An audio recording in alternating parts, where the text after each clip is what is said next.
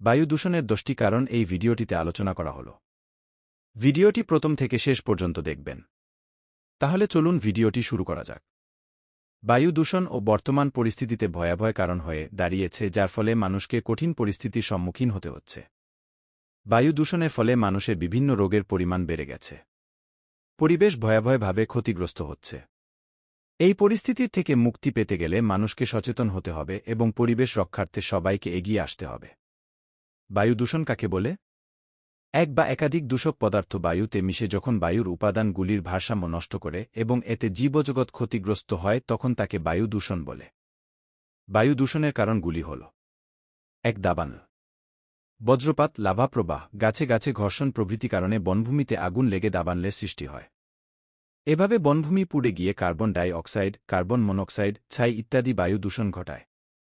২. অগ্ন্যুৎপাত, অগ্ন্যুৎপাতের সময় আগ্নেয়গিরি থেকে প্রচুর পরিমাণে carbon monoxide, sulphur die oxide, hydrogen sulphide নির্গত হয়ে বায়ুকে দূষিত করে।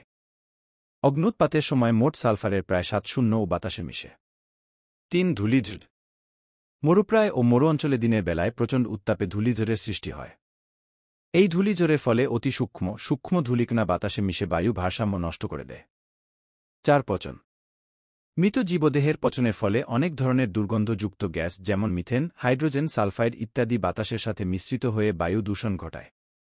৫. মহাজাগতিক বস্তু, মহাকাশ থেকে ভূপৃষ্ঠে আগত উল্কাপিণ্ড, মহাজাগতিক ধূলিকণা প্রভৃতি বাতাসের সঙ্গে মিশ্রিত হয়ে বায়ু দূষণ ঘটায়। ৬. কলকারখানা, শিল্পাঞ্চলের কারখানা থেকে নির্গত carbon dioxide, carbon monoxide, nitrogen oxide, hydrocarbon, ধাতব কণা, ধোঁয়া প্রভৃতি প্রচুর পরিমাণে বাতাসে মিশ্রিত হয়ে বাতাসকে দূষিত করে।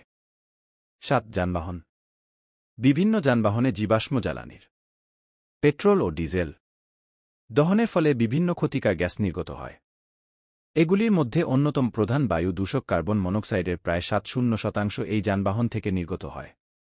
এছাড়া যানবাহনের ধোঁয়ায় প্রচুর নাইট্রোজেনের অক্সাইড থাকে, যা বায়ুকে দূষিত করে তোলে। যানবাহনের আধিক্যের জন্য শহরাঞ্চলের বাতাস বেশি দূষিত হয়। ৮. তাপবিদ্যুৎ উৎপাদন কেন্দ্র, কয়লা নির্ভর তাপবিদ্যুৎ কেন্দ্র থেকে nitrous oxide, সালফারের oxide, carbon dioxide, carbon monoxide প্রভৃতি গ্যাস ছাড়াও প্রচুর পরিমাণে ছাই বাতাসে মিশে বায়ু দূষণ ঘটায়।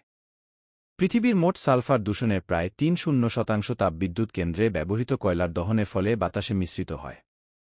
৯. পারমাণবিক কেন্দ্র, পরমাণু বিদ্যুৎ কেন্দ্রের চুল্লি থেকে প্রচুর পরিমাণে তেজস্ক্রিয় পদার্থ বেরিয়ে বাতাসে মিশে বায়ুকে দূষিত করে। ১০. জনসংখ্যা বৃদ্ধি, অতিরিক্ত জনসংখ্যা বৃদ্ধির ফলে বায়ু দূষিত হয়।